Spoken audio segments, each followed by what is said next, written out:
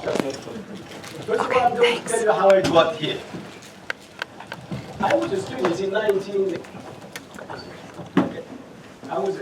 1995 at the university in Morocco. And I was taking a course in statistics from Professor Yusuf Samiko, who had a friend who just came back from the United States, Saad Kapash. And Saad Kapash got his PhD from SUNY Albany, and it was close to Sidran's family, Joe and Ned. And Joe was coming to be a chairman here. So they were talking, and Saad told her, if you have a good student, I can try to help the students go to the United States to get a PhD in statistics, or study statistics. Actually, I told her to study sampling, so I came here to study sampling. That's what he wanted me to do. And then something happened along the way, and things changed. So, well, after Professor Miko came to me and she said, you should study English if you want to go. We will try to help you. Well, I enrolled in English during the year 1986-87. I didn't do very well in the TOEFL, but still they managed to get me here. Here's how I looked. And I got the offer letter very late in August. So I rushed to the embassy. I didn't have the I-20, the proper document to get the F1 visa. So what they did is they gave me a tourist visa and they wrote in it prospective student. I got on the plane, I came here, I was instructed to go see Professor Cryer, Professor Medolter, the citizens can thank them for their help. I did that. I didn't think there was a problem until I showed up to see Margaret, I think. And she told me, you shouldn't be here. I said, why? She said, you do not have the right papers. You aren't even the building. I said, you're kidding me. So now, I went to see Professor Skumling. He was my advisor. He was a very kind man, very helpful. And his office was in Jefferson Hall, in the Jefferson building. So we kept going and back, he and I, between his office and the department. And we were trying to resolve the problem. And if you remember, when Jim didn't teach, he wore flip-flops.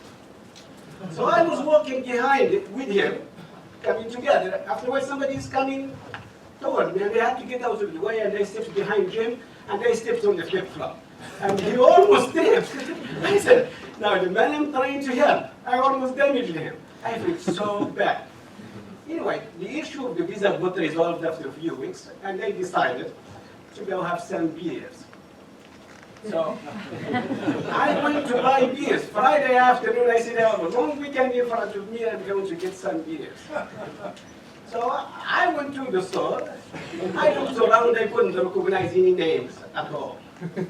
Except suddenly a root beer caught my eye. I just happened to watch in Morocco the series of Alex Haley about roots.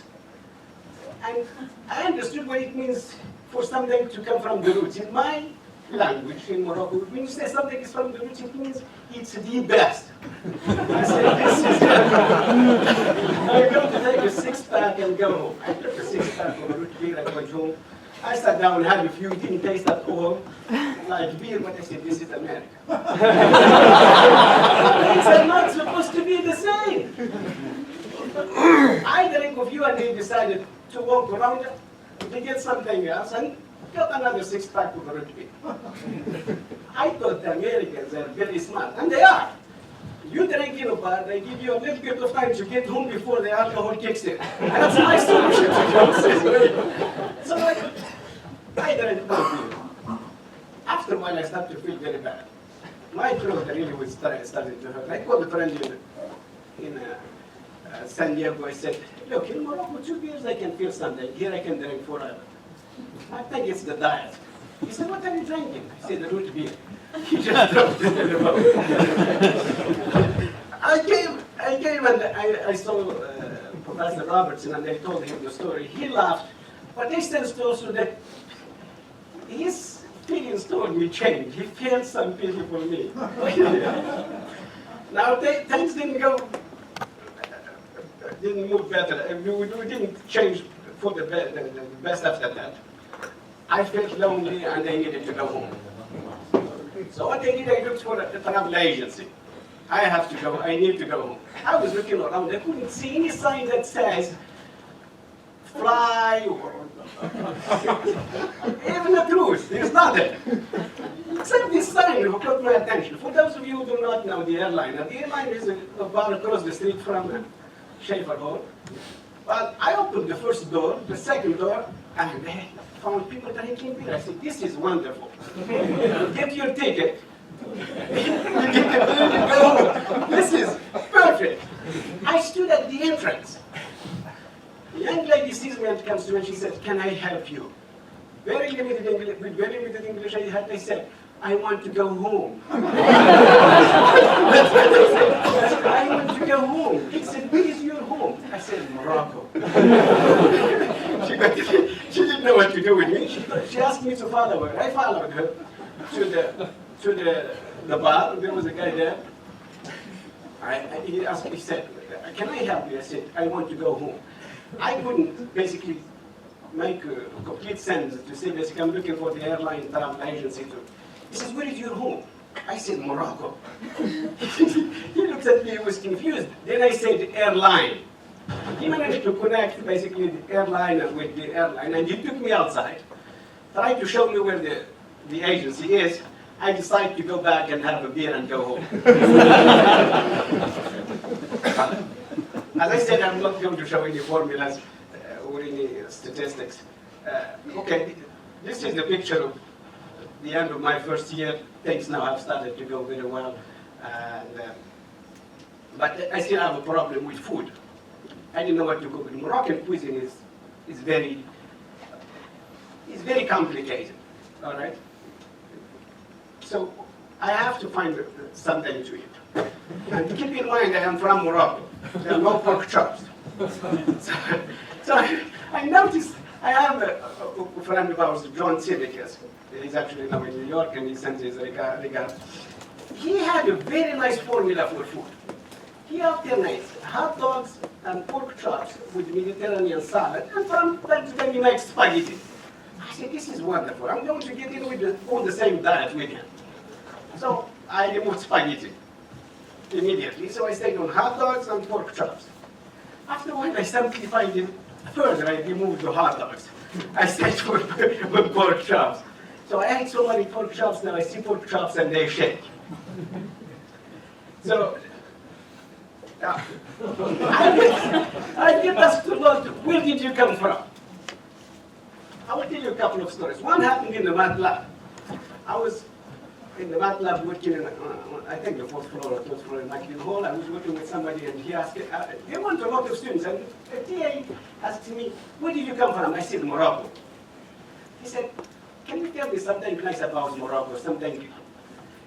I said, we have a lot of nice beaches. That's what they said. He said, you must be proud. But the same thing happened to me with the police. I was driving down Burlington Avenue. I started from Iowa Avenue. It was around 8 p.m., but I didn't turn the headlights on.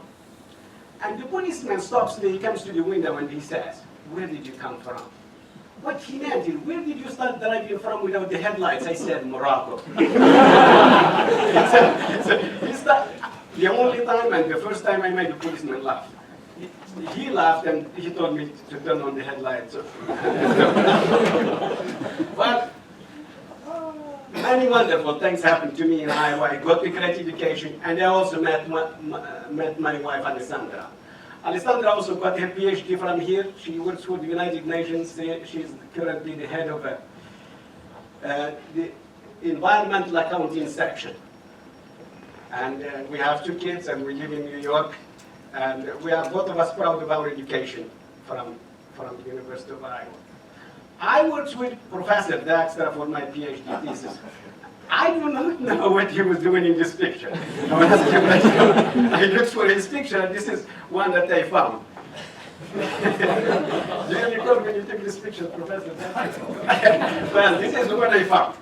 But I have others, but I thought this one needs some explanation. So I think, Professor Daxter is a man with a lot of problems, and I need it. When I go to see him in his office to show him what I did. I bring in a problem, I came back out with 5 problems. He always ends our discussion with, let me show you something. Have you seen this? Always you have problems to work on. After you have finished your PhD, you end up with so many problems, and I'm thankful for his guidance. I'm thankful for the whole department for giving us such a great education.